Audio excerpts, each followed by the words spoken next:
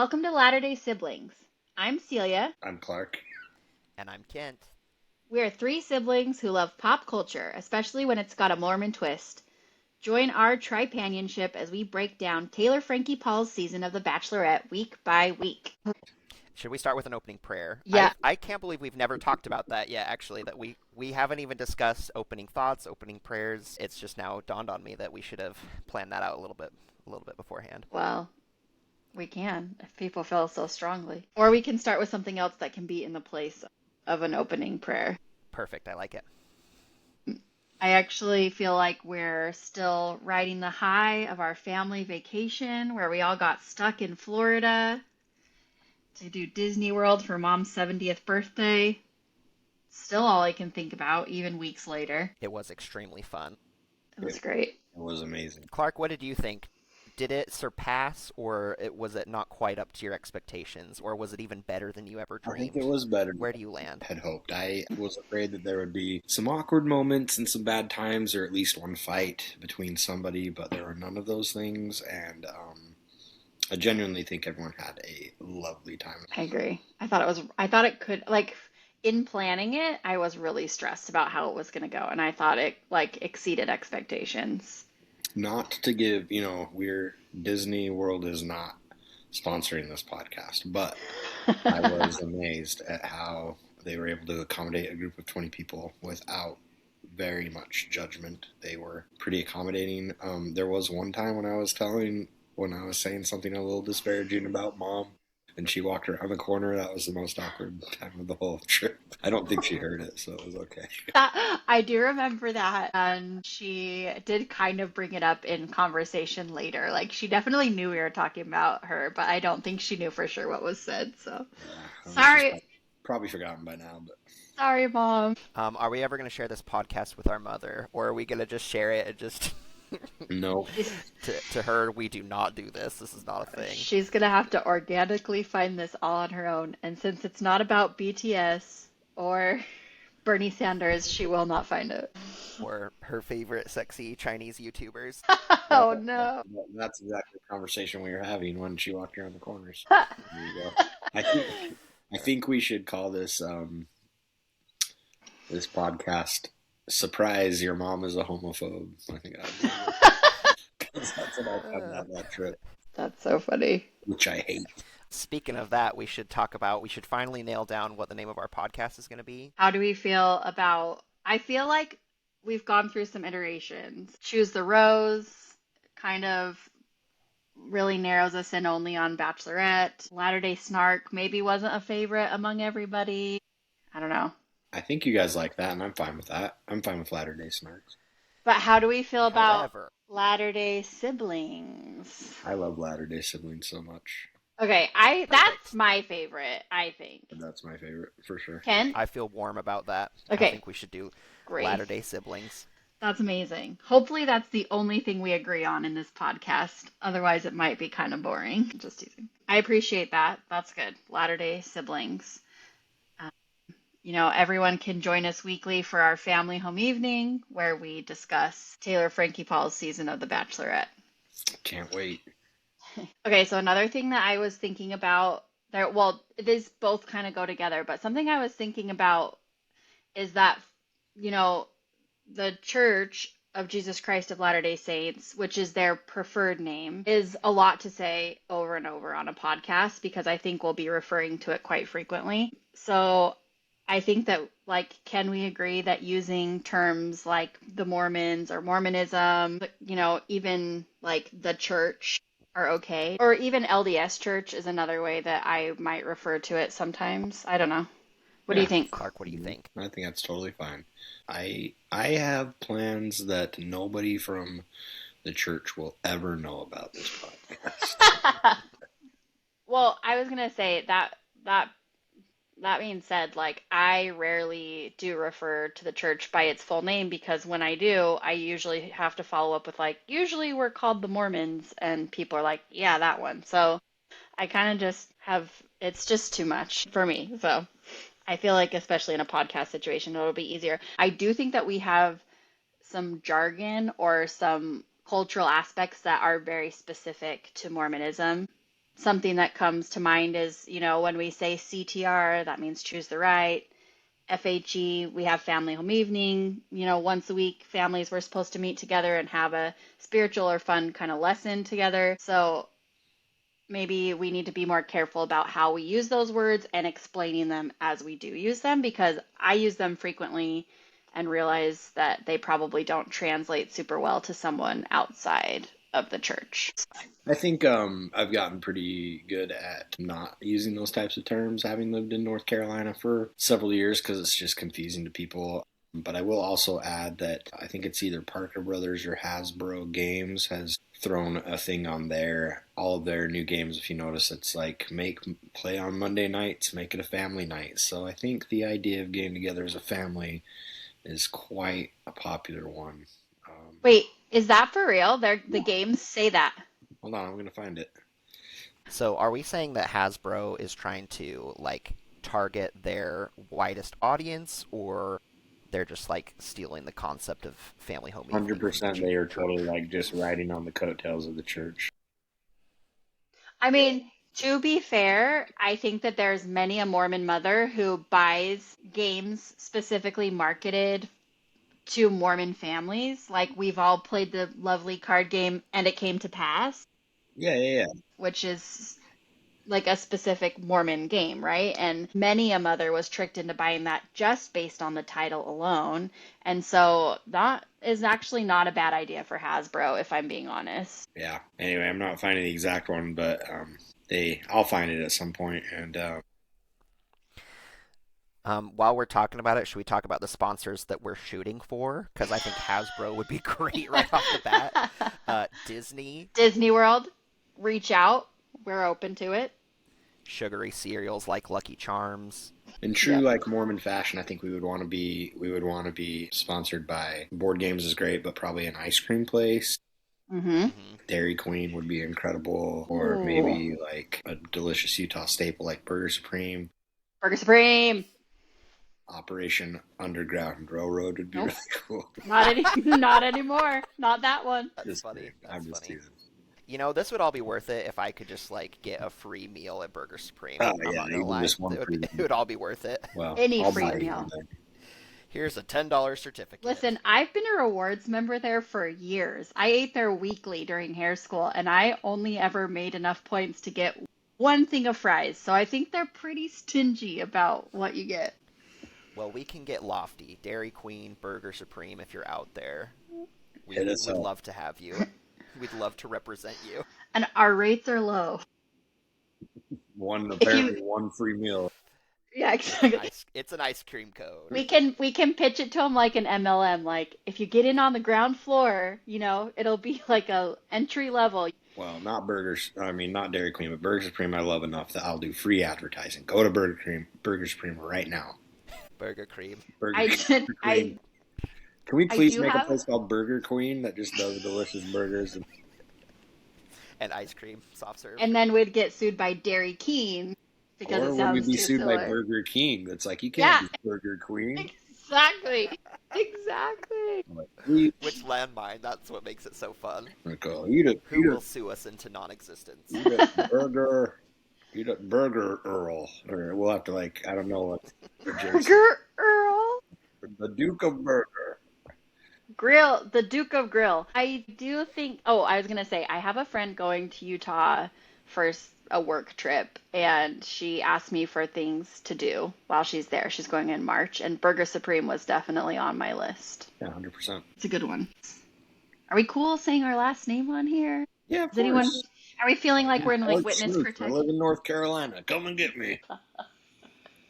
Wow. No, please come and get me. So, On house arrest. So one thing that I also wanted to discuss with you guys before we get started is I know we have kind of talked about this before, but are we keeping this super family friendly? Are we keeping it schmoots family friendly? Which, when we were growing up, we were allowed to say inappropriate things or maybe even use swear words if it was funny, if it had good comedic value. So I'm going to defer to Clark on this one. as the father figure. I mean, I can only say for me, I don't imagine a scenario where I will want to use vulgarity on this podcast. However, if the both of you feel so inclined, I also will not be judgmental, and so I'm fine with whatever you want to do. I really, Great. I'm at I really, my kids are like pretty sensitive. It's pretty funny. I'm not super against swearing, but my daughter loves Taylor Swift, and she was trying to describe the song "Tis the Damn Season," and she was trying to get me to understand the song without saying it out loud because it was so horrific to say. But she also, I've turned into a prolific potty mouth, but I would like to be a part of a podcast that one day my nieces and nephews might listen to and not be totally ashamed. Yeah, my kids want to listen, so I feel like we'll try to keep it as schmoots family friendly as we can. I just hope that everyone will be their true, authentic selves in this podcast. So whatever that means for you, go for it. Yeah, I will say one thing for our family is we really allow each other to be our true authentic selves, I think. And along those lines, Oh, here he goes. He's taking off his shirt. He's taking off his shirt. I was gonna take my shirt off, but it got caught in my belt loop, so I didn't. Well, I think though, I was earlier going to say something about family prayer where Clark would end up with his pants down.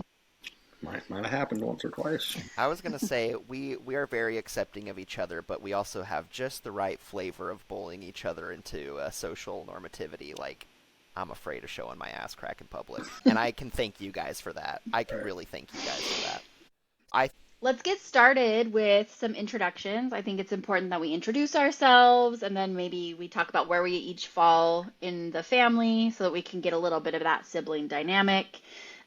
And then what you think your role in this podcast might be as that sibling.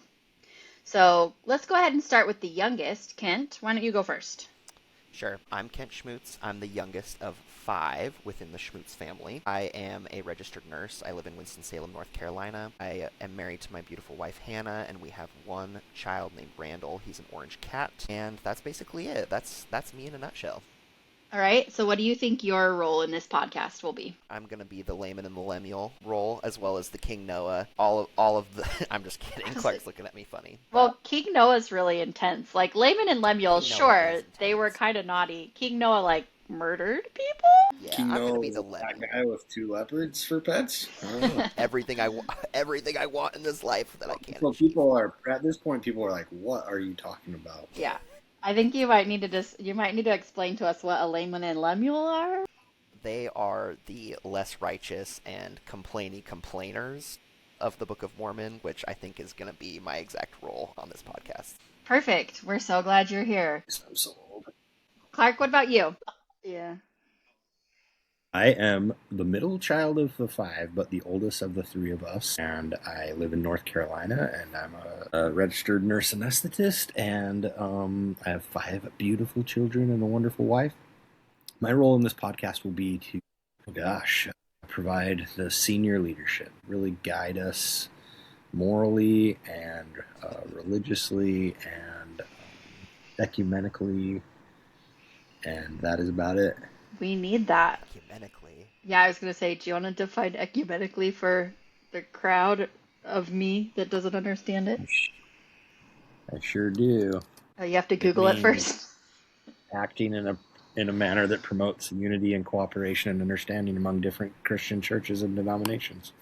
Ooh, I love that. Thank you. Thank you so much. Yeah. We're so glad you're here. All right. I'm Celia Schmutz. I am now married, but I'm going to go by Schmutz for this podcast because it feels more unifying. I live just outside of Washington, D.C. in Arlington, Virginia, and I'm also married, have been for 15 years, and I have 3 children, and we recently got a dog who I love and hate, but mostly love. I am a paralegal, and I also am I was the one who had the idea for this podcast and really will probably be the person that brings in a lot of the Bachelorette knowledge, as well as a female Mormon perspective. So when I sent out the text I sent out the text in our sibling group chat to ask if anyone wanted to do this podcast with me. And you 2 were the only ones who responded affirmatively. So why did you guys decide you wanted to be part of this podcast? I can go first with that. The truth is that I love reality TV and I like hanging out with you guys. I am obviously the youngest and I look up to all of my siblings. I don't even know. Even if nobody ever hears this podcast, it's fun to get together and talk about these things with my siblings who I love and adore, and we're all Bachelor fans. We're all Secret Lives of Mormon Wives fans or watchers at least, and it's just a good time to hang out. And if we get thousands of dollars in sponsorships, then that's just gravy on top of our mashed potato casserole. If we Burger Supreme from Burger Queen Supreme, then who's to fault us? Supreme. Well, why did you ask us again, to do it, Celia? Why do you want to do this podcast? Well, it's interesting because I have often wanted to do a Bachelor recap podcast, mostly just because there is a lot of crossover within Mormonism and the Bachelorette. There's usually someone who's from Utah or who grew up Mormon or something, and that culturally plays into the way that the podcasters that I listen to talk about it. And I frequently want to correct the things that they're saying because they don't, obviously if you weren't raised near or in Mormonism, there's a lot of differences or nuances or weird things that you wouldn't quite grasp onto. So I was really excited, especially when those two worlds so directly crossed. And once again, I love and respect my siblings. And, you're really the only people who I would actually want to do a podcast with. Well, that's not true, but like who I would want to do this podcast with because it is a good excuse for us to all get together. So pause right now. Who would you want to do if you had anyone in the world, who would you want to do a podcast with? Not your siblings. See, that's the thing. I genuinely don't know. Maybe Amelia. Oh, that's cute. That's sweet. Who's also family, just a cousin. Right. We should have Amelia on sometime. We should. That's sweet, and I'm honored that you would even invite us to be a part of this situation. Well, I'm really glad you're both here, so thank you for working on this with me. My therapist thinks this is going to be really good for me, so thanks. I think all the best things come in threes. Amen to that. Look at us. This is the unstoppable tripanionship. Agreed. Let's promise that forever. All right. How do you guys feel about Taylor Frankie Paul? Because I think that there are obviously a lot of fans of hers out there, but I think there's also a lot of haters and a lot of people who give her criticism, maybe fair and unfair. But I'll start with my opinion first. I really struggled with her social media presence before her soft swinging scandal broke. I thought she was kind of annoying and I kind of tried to just ignore her. But once the soft swinging broke and then everything kind of picked up, I really started to feel for her. And also she grew on me. She's a really good showman. She is really good at what she does. I think she's smart and savvy in the way that she has grown her brand and her business. And I also have, feel for her because I know a lot of women like her within the Mormon church who, maybe made mistakes, whether they were that public or not, but have made mistakes or done things that kind of go against the teachings within the church, and the guilt and the shame that surrounds that really creates a lot of other struggles, mentally, socially, all sorts of things that she's been going through. So I feel for her and I really want the best for her. And I actually do really like her as I've gotten to see her more on our screen. And I think that anyone on Secret Lives of Mormon Wives owes their fame to Taylor Frankie Paul and her savvy. I think we're going to agree on that one. The first exposure I had to Taylor Frankie Paul was on a podcast, kind of talking about her story. And honestly, my first impression was just another girl who's just kind of seeking attention, and it was a little bit of annoying. But I would say she's one of my least favorite characters on the first season of The Secret Lives of Mormon Lives. And then by the second season, I really enjoyed her, and I'm kind of rooting for her. I think I don't know if there's anybody that's authentic on that show, but she's potentially the most authentic. And I'm kind of pulling for her. I hope that things turn around for her. Yeah. Do you feel like it changed for you because of her authenticity, or what do you think she did that really changed your opinion of her? I mean, I think she mentioned on the show getting therapy, but I just think overall she's kind of she's pretty open and honest about her shortcomings and her problems and wanting to make them better. I just think that she was the most forward in season 2. It's been a few weeks since I finished it now, so I don't remember as many details, but I just remember being like, okay, like she's really, making an effort to either like keep people in her life or just like pushing people out that were toxic and annoying. And I appreciated her honest and blunt personality choices.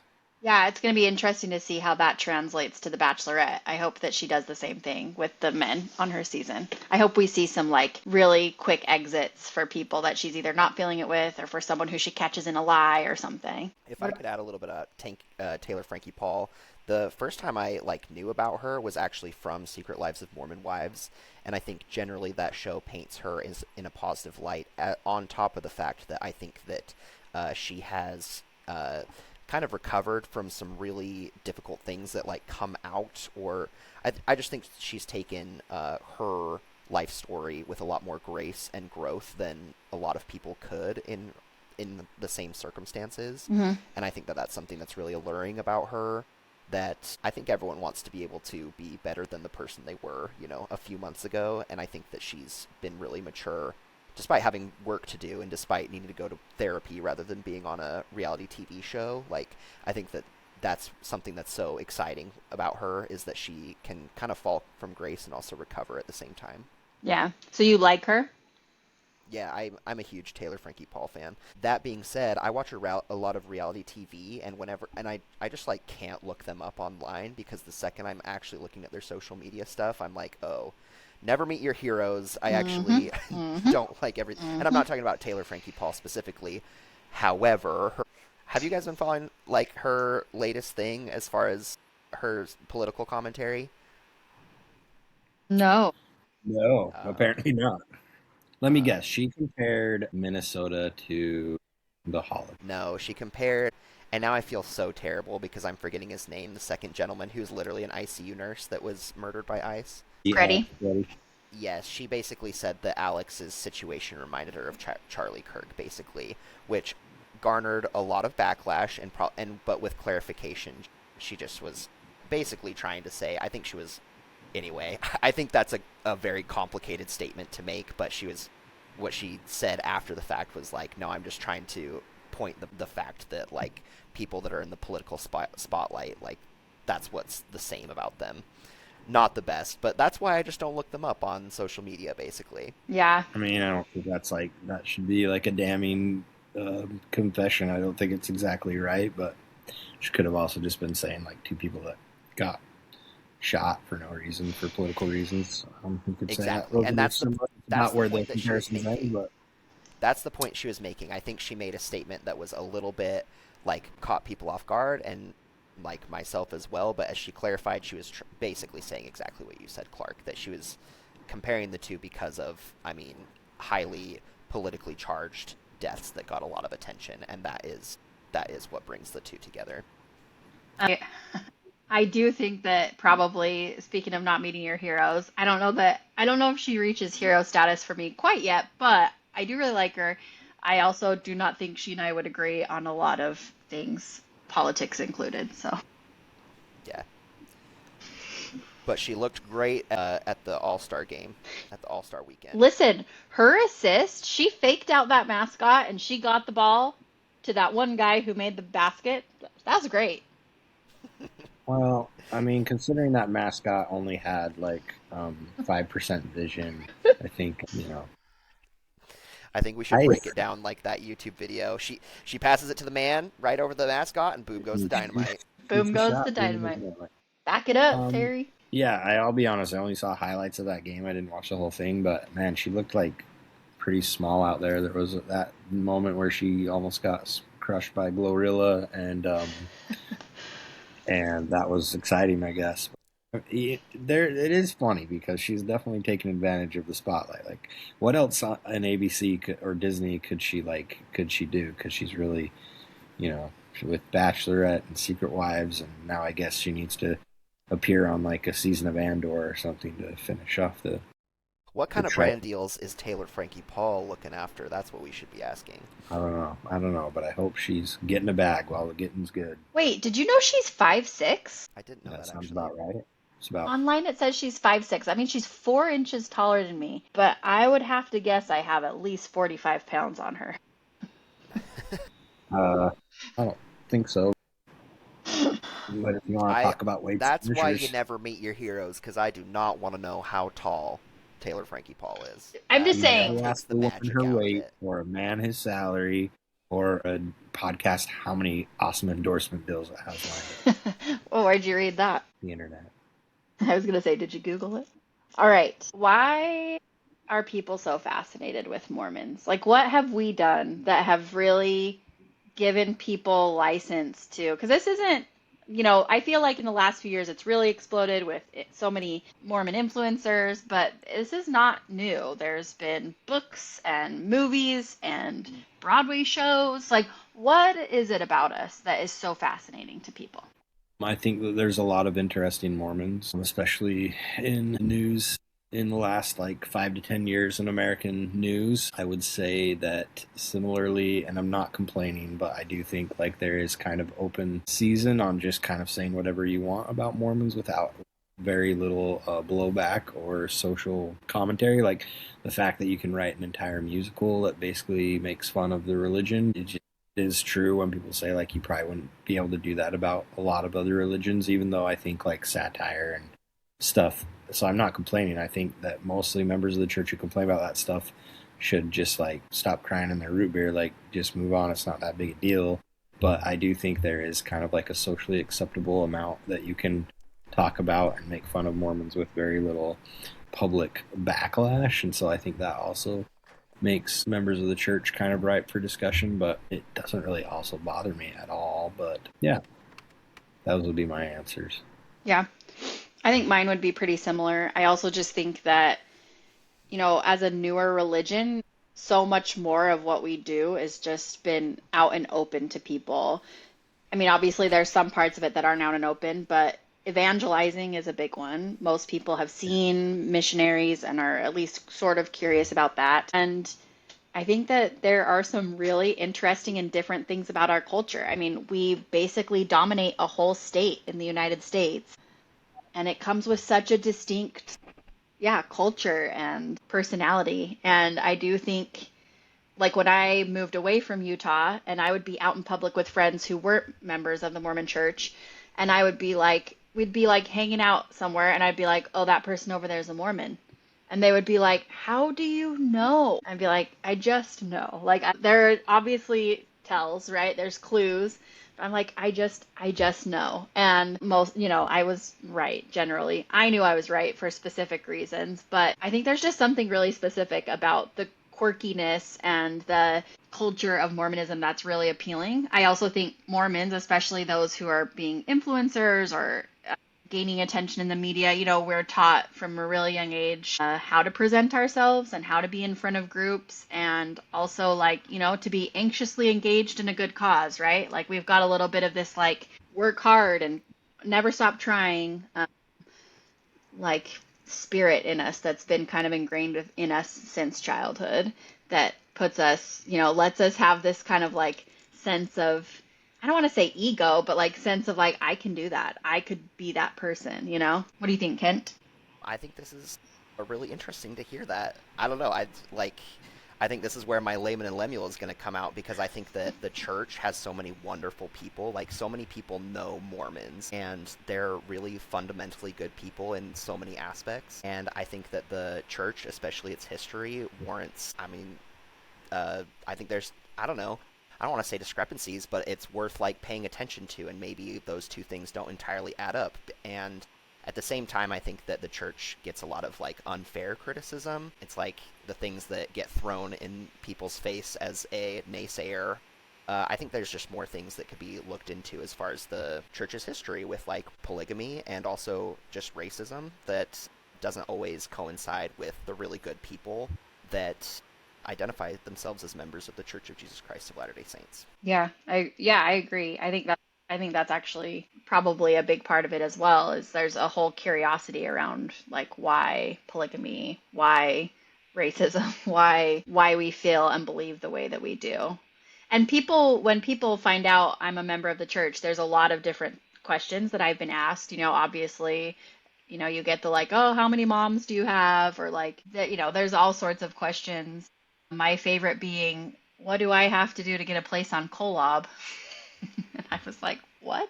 But there are all sorts of like weird, random little tidbits of information about Mormonism that stick out from other churches that I think are interesting and cause a lot of curiosity. That's what I'm kind of getting at, is like the questions I get asked are like, oh no, that's so absurd. That's so absurd. That's not really what I believe or anyone that I know believes. However, you're getting closer to something that is worthy of like questioning and introspecting on, if that makes sense. Yeah. So, Yeah, for sure. I think that's true. Agreed. could I also pause? I mean, I feel like it's worth just mentioning. Like, I mean, we're three siblings that grew up in the same household in Provo, Utah, in a very conservative state. We went to the same high school. And at this current stage in our life, I think that we are on a spectrum of belief, and I think that's I think that's what makes us interesting.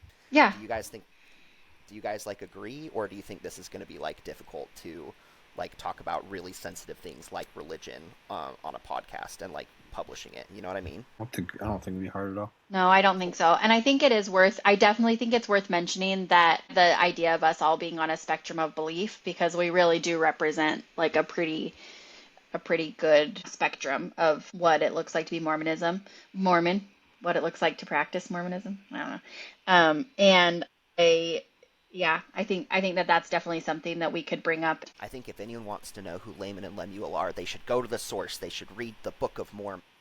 So now you're not the Laman and Lemuel, you're the Nephi. I'm the evangelist. I Exactly. took care of a guy at the hospital the other day named Lemuel, and I was like, what on earth? And that was fun. Did you ask him, where did your name come from, sir? Totally wasn't. He had nothing to do with the church, but like the nurse in the room also is like a less active member of the church, and I just like showed him the name, and he was like, That's funny. It's like, there are certain people, like when people meet, my husband's name is Benson. When people meet him, they either and know where his name comes from. It's either because they're a member of the church. We had a prophet named Ezra Taft Benson, or they were a big fan of the show in the 80s with the butler Benson, and they're oh yeah, really confused at why he's white. So uh, there are definitely certain names. If I hear the name Ammon, Nephi, that you're like, oh, this person has to have some association with the church. Just a couple of days ago, I saw someone, or like I was at work, and I went into a room, and someone was watching the BYU game, and I asked them, "Oh, like who are you cheering for?" And he said BYU, and I was like, "Cool, I used to go to BYU," and he was like really really shocked. I don't know why, but also he kind of I can tell like you a winked at few each other a reasons little bit, why. and we became instant friends. Wait, tell me more about that. That's what I want to hear about. You have Let's air that out. you have a beard and piercings and tattoos. Like I feel like if I saw you, I would also be like, "Oh, you went to BYU." Not that I would judge you, but like But it was also funny because like his eyes opened for a second, but then like we kind of were just like, "Hey, we've got that in common." You know what I mean? So I feel like wait, why it's a was he sweet. rooting for BYU though?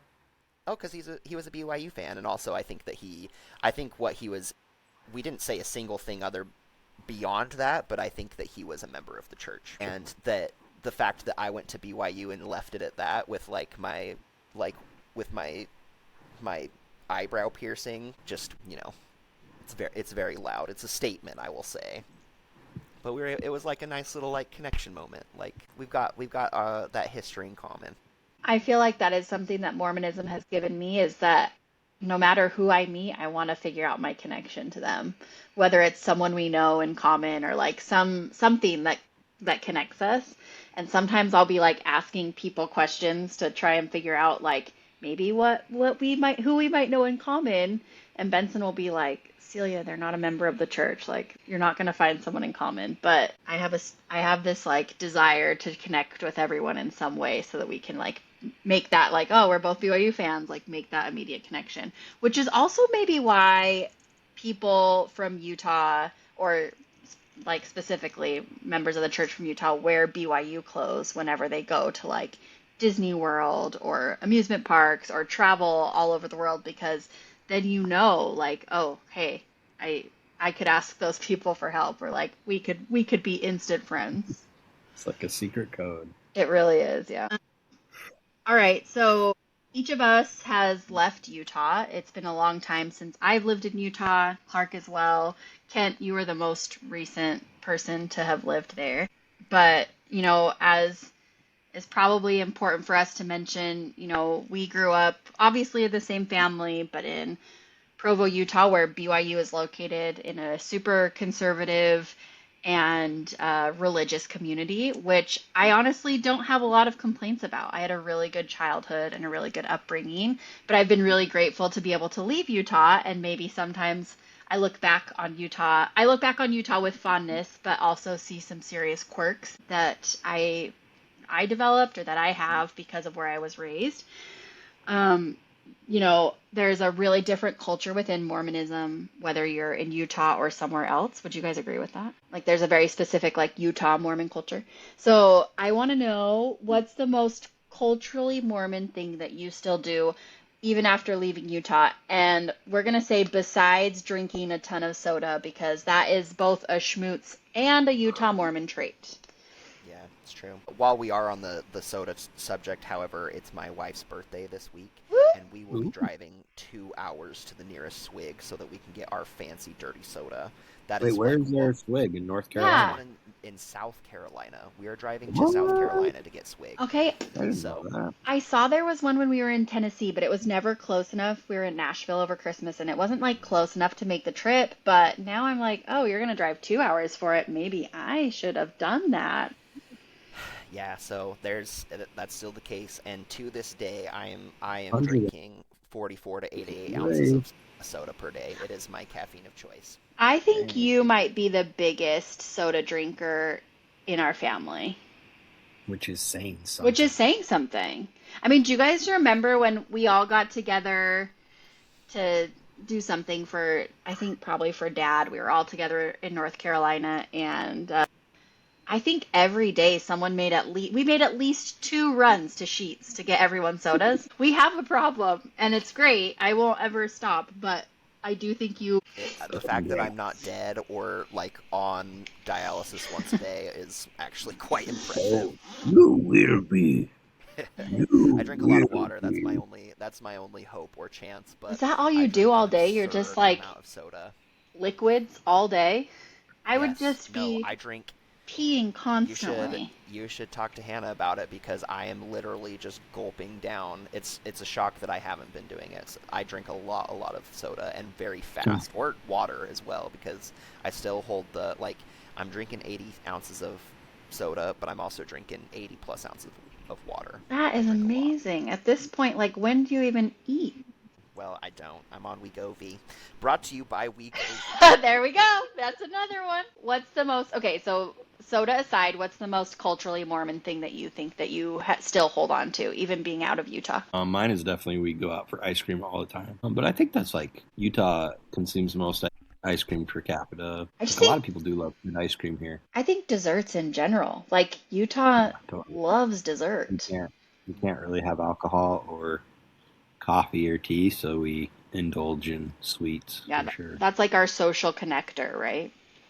Yeah, but I I'll be mean, honest. The East we Coast is don't really lacking have in sweets. like a dirty soda shop out here, and I would love to start one, but yeah, like I take my kids to get ice cream all the time. We do have a dirty soda shop, but it's 30 minutes away. Definitely started by someone who was creating a Sodalicious or a Swig kind of copy, and it's great. We love it. Cocoa sodas and sweets. Insert Brought to you by. brought to Yes, you by. we love nothing. That's something that's so Mormon about us. We love nothing other than the concept of entrepreneurialism and an MLM. We're looking for a deal, and I think that's really honorable. Yeah. The I think best that's way to what make Utah is. What a I think. quick We love buck, a right? franchise. We We love a love a franchise. franchise. All right, so Kent, what's your most culturally Mormon thing you've held on to besides obviously drinking 80 ounces of soda or driving two Yeah, hours to go to wait, come Swig? back to me because now I need to think about it because like if you're excluding that, I mean, I think that's kind of it. Yeah, you kind of shed your all your cultural Mormonism stuff. I mean, I probably have a ton of them. One that was pointed out to me recently that I didn't remember was I play pickleball with a group of ladies who are not members of the church. And the other day, I one of the ladies was like, where are you from? And I was like, oh, I grew up in Utah. And she was like, I just don't know anyone else who says like, geez Louise. And I was like, oh, geez Louise. And I do still use, because members of the church don't use swear words, or we try not to, at least. In our home, we kind of did. I use a lot of those like swear word inserts instead, like words that sound like them but aren't them, like dang, gosh, goodness, shoot, and I don't think that a lot of people use those really. So that I was surprised when that was pointed out to me recently. If I could back up a little bit, I think that like even though I'm at like a space of maybe like deconstruction or kind of like reevaluating the beliefs that have propped me up for 28 years of my life, I think that being a member of the church and growing up within that community has also entirely formed who I am in ways that I can't even strip that away if I were to be a non-believer. I think that being part of the community has made me really friendly and has like helped me realize the joy of helping others, or I don't know. I think that there's a lot of things that I value the most about myself that being a member of the church helped me develop. Yeah, being comfortable speaking in public is one for me. Like my love for music, I think really has come obviously from the family that we grew up in, but also, music plays such a huge part in worship within the Mormon church, or can at least. And so I think that's a huge part of it for me as well. Clark, what do you think? Oh, I think it's very true.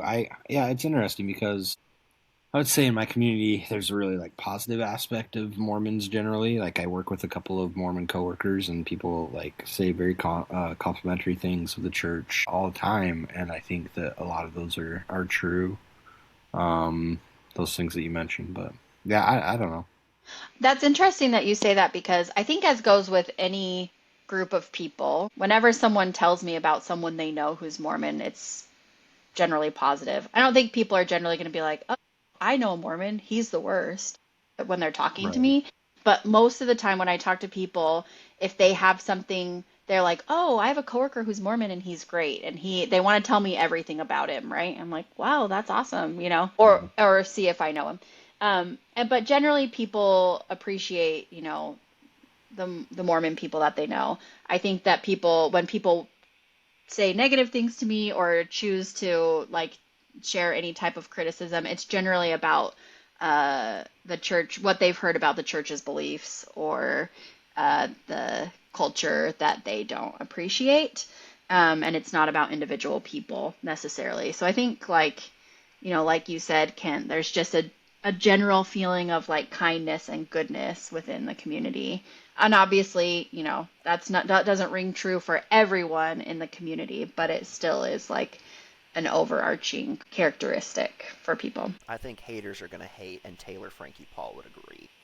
Exactly. All right, so let's close it out with, obviously we've already talked about soda, so let's close it out with something super important. Swig or Sodalicious? I mean, swig is more. I Go ahead, Clark. No, I was gonna say I'm embarrassed to honestly I don't know the difference. Which one has the Southern Gentleman? Oh, I don't I think know. that is so delicious. I It's think Okay, so I delicious. think I like Sodalicious best because the Southern Gentleman is my favorite drink, which is Dr. Pepper with vanilla and peach, and it's delicious. And I think that's so delicious. I Yep, will it say is that Sodalicious. the desserts they serve at those places are an abomination. Oh, it, okay, take that back. Take back what you said about Thor, Yeah, because okay. no, I'm just teasing. Um, I I lived in Utah for what we call our year sabbatical during COVID. And I was pregnant with my last child at the time, and I was really sick. And in the morning, I would go drop my son off, my oldest off at kindergarten, and then go drive through at 8:30 in the morning, drive through So Delicious, and get my, Southern Gentleman, or my, Diet Coke with vanilla and cream or whatever. And I would get their oatmeal chocolate chip cookie, and So Delicious has a genuinely good oatmeal chocolate chip cookie. Okay, I take it back. I'm so Otherwise, sorry. I agree. They don't necessarily, either place has like the best cookies in the world, because nothing is better than a Granny B's sugar cookie for me. It just reminds you of how popular you were in middle school. That's what it is. Because I Exactly. didn't get any Granny B cookies in middle school. You never got a Granny B cookie in middle school? Did they do that at your middle school, Clark? I think I bought one for myself just to Yeah, save a I little bit of I, face. I bet mom was an bought you one. acapella with the granddaughter of the creator of Granny B Cookies. Pretty My wife went to school with the guy that started Crumble, so Stop. Look at dang. us. Look at us knowing all these people. Listen, if we started talking about I our mean they both went to Utah connections, State, but they both went to Utah State, but yeah. I it's a stretch. But still, if we started naming our connections to the Secret Lives of Mormon Wives cast members or all of the like famous-ish Mormons that are out there, we would be connected to most of them. So we have a lot to go off of Definitely. Anyway, I had I lunch with Gladys Knight this weekend. stop it. Just kidding. Oh, I'm I joking. was like, I'm joking. what? The queen herself? I know. I do prefer So Delicious, so I'm going to end with that. What about you, Kent? 100%. I think that the fact that Swig has franchise nationwide is just a slap in the face to the original, which is So Delicious, which is only Mm. available in Utah as far as I know. Well, maybe Idaho too or something. Yeah, that actually tracks. Yeah, But probably. I do love So Delicious, and I do agree with Clark that a Diet Southern Gentleman is top notch. Okay, wait, one last question that I just remembered. If you could bring a Utah franchise to your city, what would you bring? If you could franchise any Utah company to bring, and we're not going to say Crumble because they've already franchised. Clearly, Swig already has. So let's talk about one that is not in over in your state. What would you Oh bring? my gosh, I think it would be J Dogs actually. I love Really? Mm. nothing more than yes, I love J I Dogs. do love J Dogs. Wow, I am Sponsored by salivating even thinking about yeah, exactly. J Dogs. J Dogs, or honestly, I think Cup Bop is like I feel these are places that I used to take for granted, but like a Cup Bop would go kind of hard right now. I That's can all I only can eat say. Cup Bop like once a year, so Cup Bop's a no go for me. But J Dogs is good. I do love J Dogs.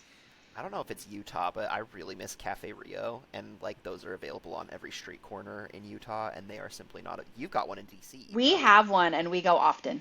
Ugh, I miss Cafe Rio real big. Cafe Rio's good. And when people visit My us who used to live in Utah, they always want to go to Cafe Rio. Sorry. Go ahead, Clark. What would you my choose? answer is definitely. I mean, there's several honestly, but Burger Supreme #1. Yeah, you can't. My off-brand would be Brand X Burgers, but it shut down in Springville a long time ago. But Oh, that place is amazing. we used to drive And there to get. Chuckarama would be my other option. Okay, I'd love to eat Chuckarama. Chuckarama is the one. I would love to have a Chuckarama out here, but like it would have to be same quality, same Yeah. like style. I would need a Chuckarama all you can eat buffet out here. Mm-mm-mm. Uh, Undoubtedly. Also, yeah, why is there not like a Burger Supreme type burger place out here? I don't understand how no one can A strong quite. burger. Yeah. No No one's. one's It'd be got it so good. really. All right. Well, thank you both for joining me. I really appreciate you both being here. I feel really good about this, and I love you both so much. But I think that's all I have. Anyone have anything else? Happy Sabbath. I love you both. Watch the new Bachelor season starting March 22nd. When does it start? It Wait, starts that's March. actually a great promo.